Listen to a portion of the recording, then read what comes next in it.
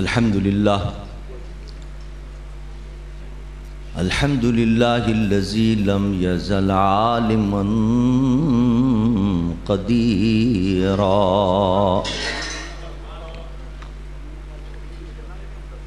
حجا قيوما سميعا بصيرا والصلاة والسلام على رسوله أرسله بالحق بشيرا ونذيرا وعلى آله وأصحابه كثيرا كثيرا أما بعد فأعوذ بالله من الشيطان الرجيم بسم الله الرحمن الرحيم وما أرسلناك إلا رحمة للعالمين صدق الله وصدق رسوله النبي الأمين الكريم بلند آواز سے درود شریف پڑھ لیجیے الصلاۃ والسلام علیک یا رسول اللہ الصلاۃ والسلام علیک یا حبیب اللہ الصلاۃ والسلام علیک یا رحمۃ للعالمین وعلی آلک واصحابک یا شفیع المذنبین۔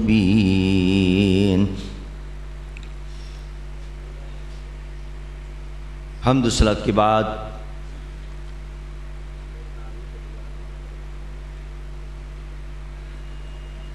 جمعیت علماء پاکستان کی شہر کی تنظیم کے عہدیداران اور ضلع کے عہدیداران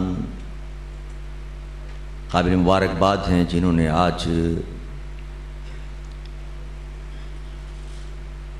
اس کانفرنس کا انعقاد کیا۔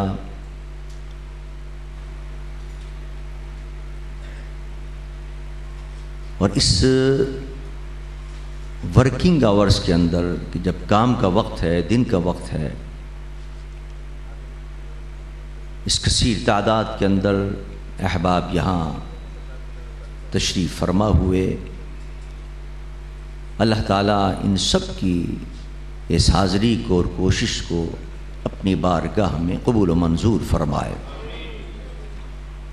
حاضرین محترم، جمعیت علماء پاکستان کا یہ قافلہ بھی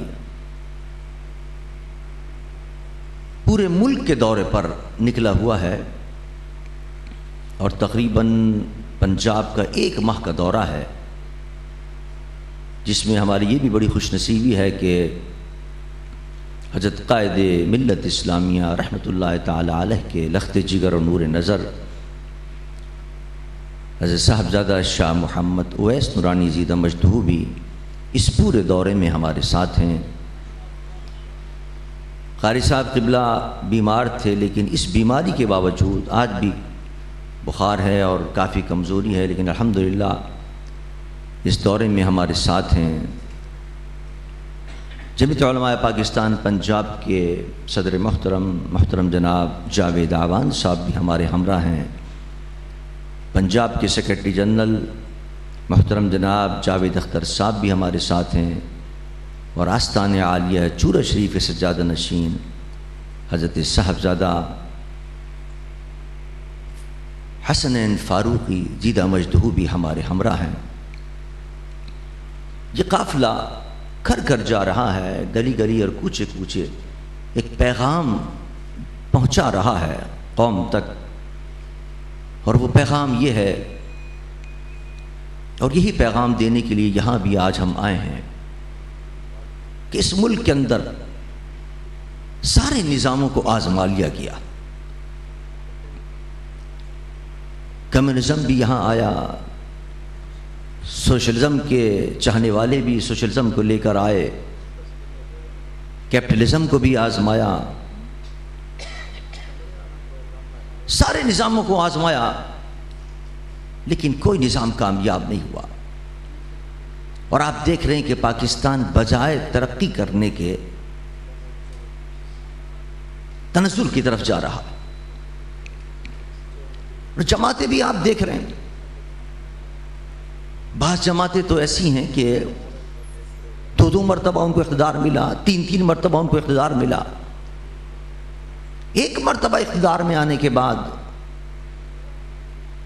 آدمی آزما لیتا ہے اس کو. ان کی غلطیوں کو ہم نے دیکھا. بعض ایسی جماعتیں بھی تھیں جن پر سقوط ڈھاکہ کی جو رپورٹیں تیار ہوئی ہیں اس میں ہے کہ یہ ذمہ دار ہیں پاکستان کے توڑنے کے، لیکن جو پاکستان کے توڑنے کی ذمہ دار پارٹیاں ہیں وہ کئی بار اقتدار میں آئیں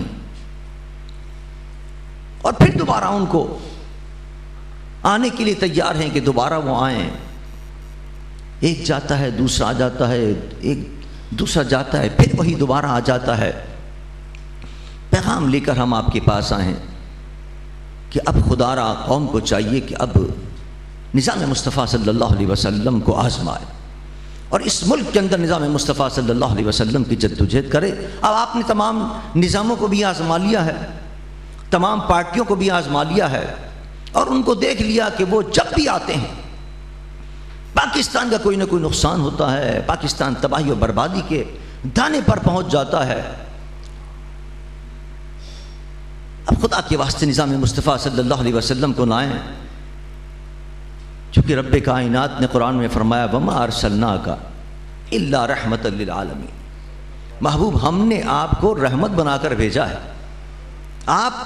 سر سے لے کے پاؤں تک سراپا رحمت ہے، آپ کے اخلاق بھی رحمت ہے، آپ کے اوصاف و کمالات بھی معجزات بھی رحمت ہیں، اور آپ کو جو نظام عطا کیا ہے وہ بھی رحمت ہے. اگر چاہتے ہو تم کہ اس ملک کے اندر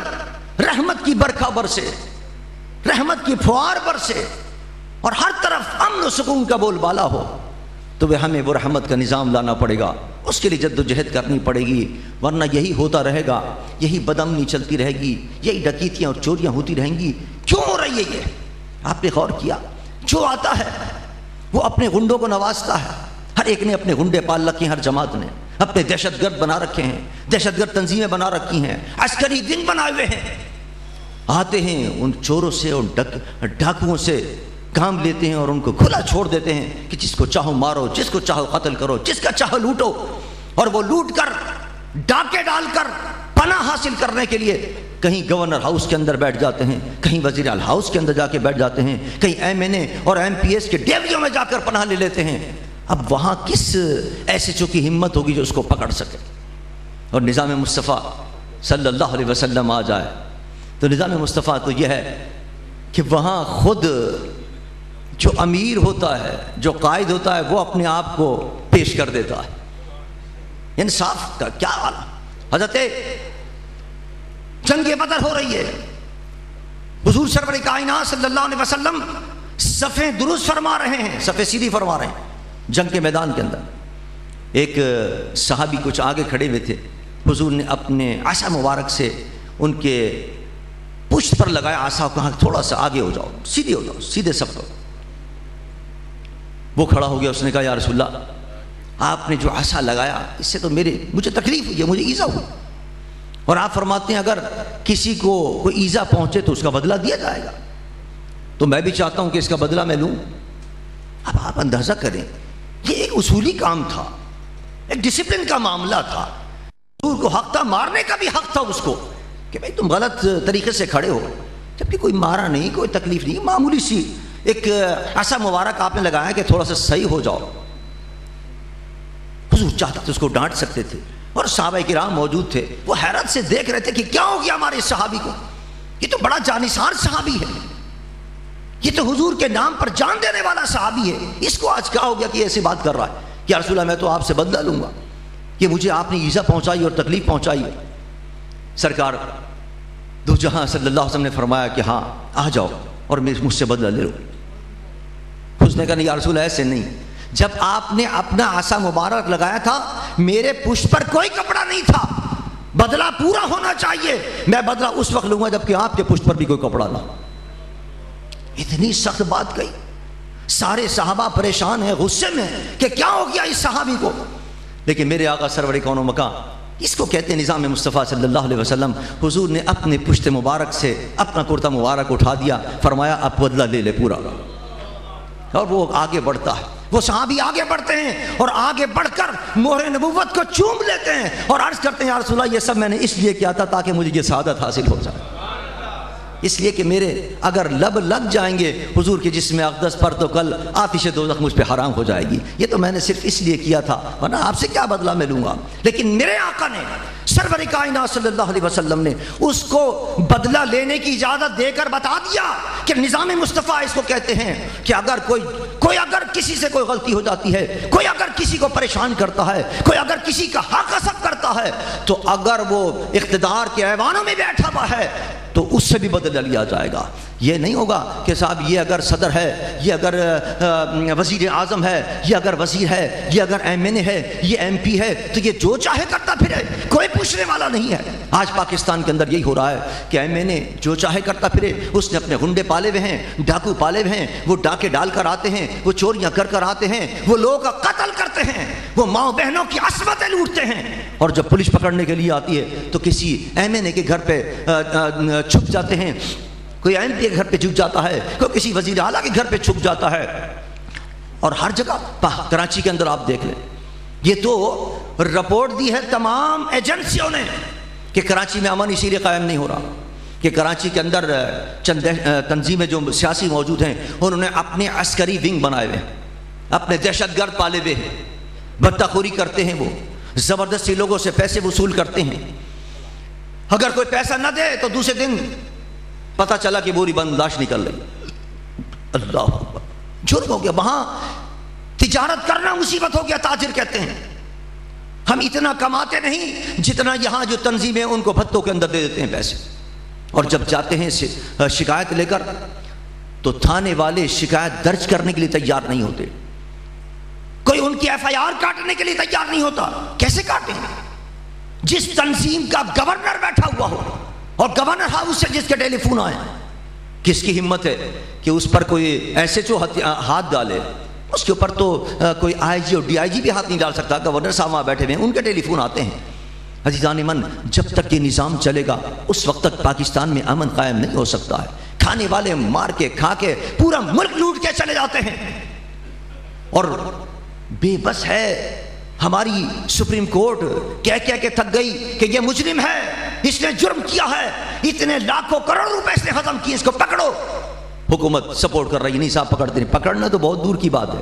سزا دینا تو بہت دور کی بات ہے، جو اہم عہدے ہیں ان پر ان کو لگایا جا رہا ہے کہ اور کماؤ اور لوٹو، ملک کو تباہ و برباد کرو۔ سپریم کورٹ بار بار کہتی ہے کہ کس کو لگایا جا رہا ہے، یہ تو ڈاکو ہے، اس نے تو لوٹا ہے پہلے، نہیں صاحب یہ فلاں صدر صاحب کا چہیتا ہے، یہ وزیر اعظم صاحب کا چہیتا ہے، اس کو موقع دیا جا رہا ہے لوٹنے کا، کھانے کا موقع دیا جا رہا ہے۔ سپریم کورٹ بھی بے بس ہو گئی ہے، پریشان ہو گئی ہے، کہہ کے تھک گئی ہے، لیکن عمل نہیں ہو رہا۔ عزیزان من، یہ چور اور اچک کے اور ڈاکو جب ہم پر مسلط ہو جائیں گے تو اس کا یہی حال ہوگا کہ ملک تباہ و برباد ہو جائے گا، فاقے ہوں گے، بھوک ہوگا، افلاس ہوگا، مہنگائی ہوگی، بے حیائی ہوگی، عیاشیاں بدماشیاں ہوں گی۔ ان سب سے اگر نجات حاصل کرنا ہے تو نظام مصطفیٰ صلی اللہ علیہ وسلم کو لانا ہوگا، اور نظام مصطفیٰ کون لائے گا؟ یہ لائیں گے چور، نظام مصطفیٰ وہی لائیں گے جو نظام مصطفیٰ کے علم بردار ہیں، جن کے چہرے مہرے سے نظام مصطفیٰ ٹپک رہا۔ میرے قائد حضرت علامہ شاہ احمد رانی رحمۃ اللہ تعالی علیہ نے سب سے پہلے اس ملک کے اندر نظام مصطفیٰ کا نعرہ عطا فرمایا تھا۔ پی این اے کی جو تحریک چل رہی تھی، کوئی اسلام کا نام لے رہا تھا، کوئی نام لے رہا تھا، آپ نے سب سے پہلے نظام مصطفیٰ کا نعرہ دیا ہے اس قوم کو، اور الحمدللہ پوری زندگی اپنے کردار سے دکھایا کہ نظام مصطفیٰ اس کو کہتے ہیں۔ سینیٹر بھی آپ رہے، قومی اسمبلی کے ممبر بھی آپ رہے، پاکستان کی بڑی بڑی تحریکوں کی قیادت کی، آپ کے نام سے کانپا کرتے تھے، ہر باب اقتدار کے اندر درجہ طاری ہو جایا کرتا تھا۔ آپ اگر چاہتے تو نہ معلوم کتنی فیکٹریاں بنا لیتے، کتنا کروڑہ روپے اپنے سوئس بینکوں کے اندر جمع کر لیتے، لیکن میرے قائد کی زندگی ہمارے سامنے موجود ہے کہ ان کی پوری زندگی کے اندر کوئی شخص ان کے اوپر انگلی نہیں اٹھا سکتا، اپنے تو اپنے، کوئی بیگانہ بھی ان کی ذات پر انگلی نہیں اٹھا سکتا ہے۔ ایسا بے داغ کردار اللہ نے ان کو عطا فرمایا تھا، ایسا اللہ نے ہمیں قائد عطا فرمایا۔ الحمدللہ اسی کی قیادت کے اندر یہ قافلہ چل رہا ہے، اور انہی کے نقش قدم پر چلتے ہوئے ہم الحمدللہ اس ملک کے اندر نظام مصطفیٰ صلی اللہ علیہ وسلم کے نفاذ کی جد و جہد کر رہے ہیں، اور مقام مصطفیٰ کے تحفظ کی یہ دو ہمارے نعرے ہیں، مقام مصطفیٰ کا تحفظ اور نظام مصطفیٰ کا نفاذ۔ اور آپ نے دیکھا الحمدللہ مقام مصطفیٰ پر جب بھی کوئی وقت آیا، ختم نبوت کا مسئلہ ہو، تحریک ختم نبوت ہو، ہر کل کے اندر الحمدللہ جمعیت علماء پاکستان کی قیادت آگے رہی۔ اور اب جب یہ دوبارہ مسئلہ پیش آیا کہ دوبارہ کوششیں ہو رہی تھیں اس قانون کے اندر ترمیم کی، اور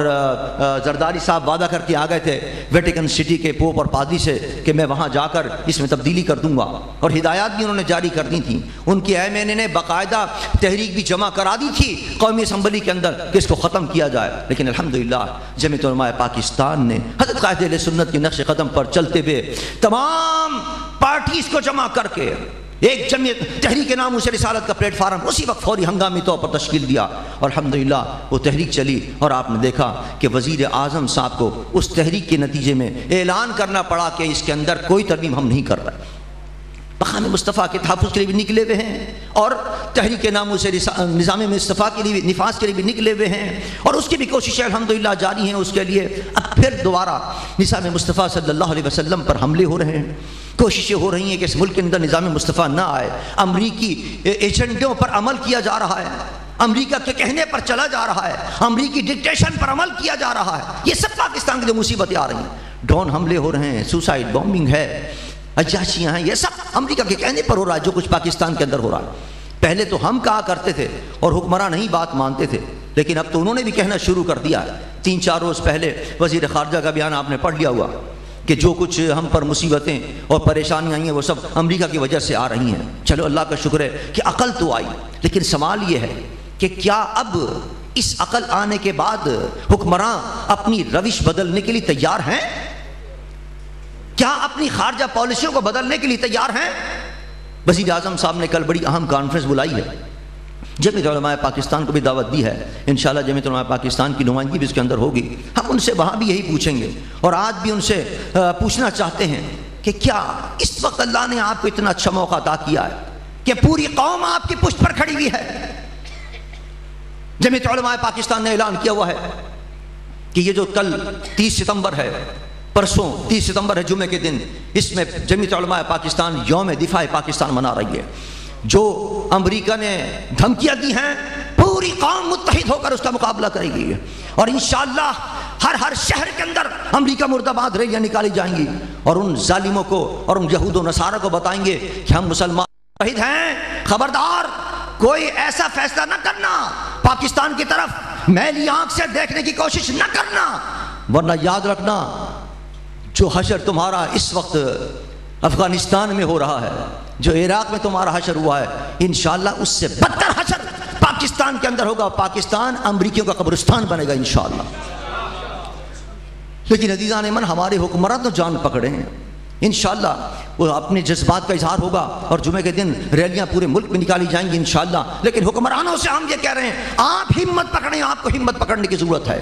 آپ کو جرأت مندانہ اقدام کرنے کی ضرورت ہے، پوری قوم آپ کے ساتھ ہے۔ اور سب سے بڑی بات یہ کہ اللہ کا وعدہ ہے ان تنصر اللہ ینصرکم، تم اللہ کے دین کی مدد کے لیے آؤ، اللہ غیب سے تمہاری مدد فرمائے گا۔ تو اگر حکمراں ہمت پکڑ لیں تو انشاءاللہ پاکستان کہیں سے کہیں پہنچے گا۔ لیکن نظر نہیں آ رہا کہ یہ حکمراں جو امریکی کی غلامی اختیار کیے ہوئے ہیں یہ امریکی غلامی سے دستبردار ہوں گے۔ ہمیں اور آپ کو اب تہیہ کرنا پڑے گا اور تیاری کرنی پڑے گی کہ اب کے الیکشن کے اندر اپنے نمائندے بھیج رہے ہیں، آپ کو پارلیمنٹ کے اندر بھیج رہے ہیں۔ پارلیمنٹ کے اندر جب آپ کے نمائندے پہنچیں گے وہاں پہنچ کر انشاءاللہ وہ نظام مصطفیٰ کا نفاذ کی کوشش کریں گے انشاءاللہ۔ یہاں بیٹھ کر نظام مصطفیٰ کا نفاذ نہیں ہوگا، ممبروں پر بیٹھ کر تقریریں کرنے سے نفاذ نہیں ہوگا، بڑے اہم فیصلے پارلیمنٹ میں ہوتے ہیں۔ دیکھیے